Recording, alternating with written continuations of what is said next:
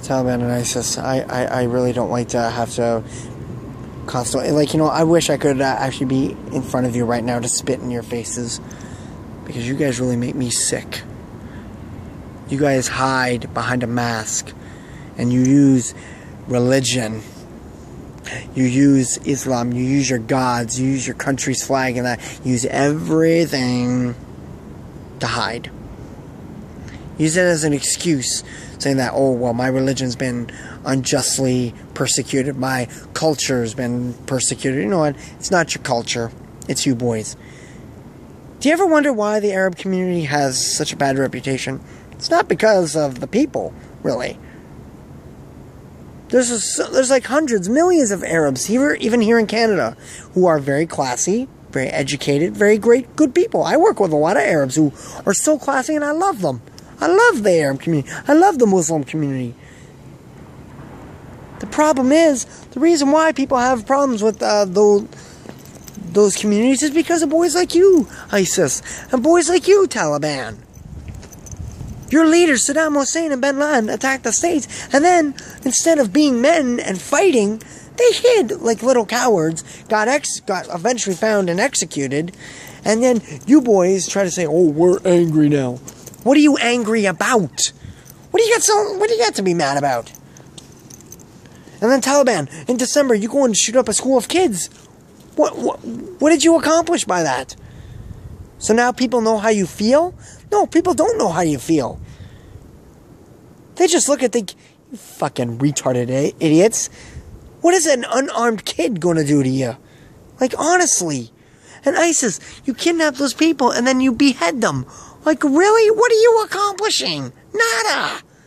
You're not accomplishing anything. You're not, like, you guys have accomplished one thing. Both groups, both organizations.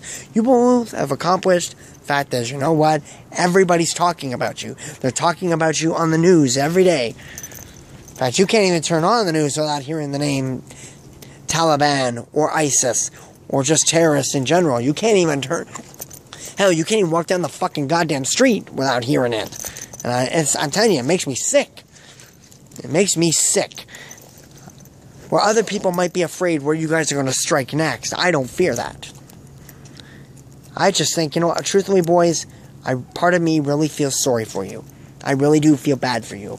I feel sorry for you because you boys don't know how to fight. I know how to fight.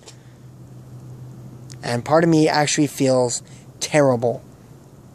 The fact that you guys could be talented people. You could actually be fighters. You could make something of yourselves. And you guys took the easy way out. Whereas someone like me doesn't take the easy way out. I'm not taking the easy way out. I'm fighting. I'm calling you out. I've challenged you. Yeah. Maybe I signed my own death warrant by challenging you. Maybe. But if you kill me, what does it prove? What does it accomplish? Nothing. It proves my point that you're scared of me and that you saw me as a threat to kill me instead of fighting me like a man and actually beating me. See, boys, the object of this fight that I'm calling you up for is because I'm giving you boys a chance to do something. I'm giving you boys a chance to actually accomplish something legit. You see, boys, when a man calls you out, you should actually fight like a man. And let's face it, if you put your organizations on the line, it's like put up or shut up. You come and you send Taliban, you send your best fighter, and ISIS, you send your best fighter to come fight me. And if both men kick my ass to the point where I'm in the hospital alive, but have to live with the rest of my life knowing that I lost to you guys, so don't bother killing me. Come and actually beat me. If you boys beat me in an actual fight,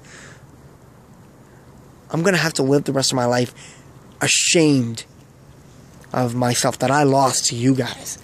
The shame and disappointment and the embarrassment that I lost that'll be a lot worse to live with.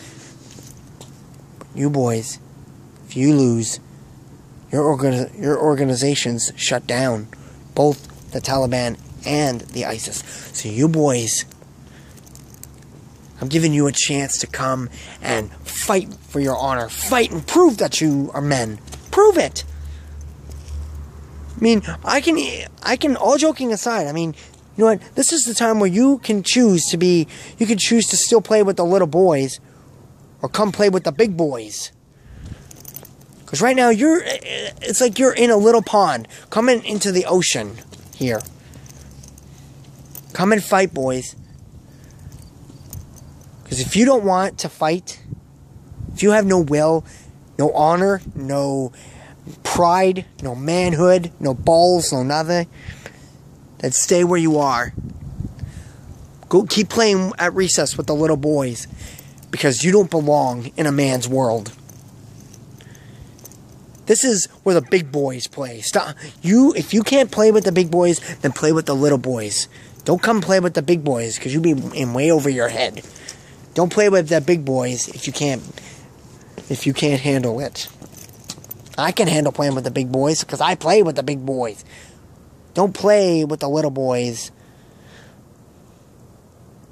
Okay, boys? You want to be men? You want to have a set of balls? I'm standing right here waiting for you. I want to fight you. I don't need to fight you. See, the thing is, I don't need to fight you. I don't need to kick your ass. I don't need it. I don't have to beat you. It's the other way around. You guys need to. You guys need to send your two best without weapons. No weapons, period. You need to send your two best to come and punch me, kick me, beat the shit out of me. To beat me to the hospital. To make me lose. And I need to go up against two of you. So it's like a 2 against 1 thing, in a way. It's like a 2-on-1 fight. But yet, I have to kick both your asses. I have to kick both your asses and send 2 guys to the hospital to win. Thing is, I don't need a weapon. I'll show up to the fight, no weapons, period. I'm not even going to take my hands up. I'll just fight you barehanded. You boys have to show up the same. Why bring a sword? Why bring a gun? Why bring a suicide bomber's vest or anything? Why? You boys that afraid of me? Look at me. Do I look like I'm that much of a threat? Or is it because you boys know that you can't fight? You boys know it. Even, I bet you, if you ask, like, Taliban, ask whoever leads the Taliban and ISIS, ask whoever leads the ISIS, like the head of the organizations, ask them, if we go and fight this guy, will we put our organizations on the line against him? Because look at him, he's nothing. We can take him. And you know what your leaders are going to say? They're going to say flat out, no. You know why? Because they don't even believe in you. They don't believe that you can fight either, because they know that none of you are men. So, that begs the question, if your own leaders, your own people, don't believe in you, what does that say? It tells me that you boys are in trouble. See, if you boys bring the kind of ISIS, and if you boys bring the kind of Taliban that has to have weapons, or, you know, you're trying to fight as a religion or whatever, you bring that into a fight with me, and I'm going to tear you apart. I want you to fight like men. I want you to prove to me that you're men. I don't want you to kill me. I don't want to die, but if that's your way of doing it, then that's fine. You know what? Prove that you're gutless cowards and do whatever you want. I can't stop you. But if you boys can actually show that you're men, you have an opportunity right here to prove that you're men. Just think about it, boys. Think about being men. Take your balls out of your purse and your suicide bomber vest and come and fight like men. Not boys, men. That's all you gotta do. If you can do it, great. If you can't, oh well. It's a damn shame. Think about it, boys. Sweet dreams.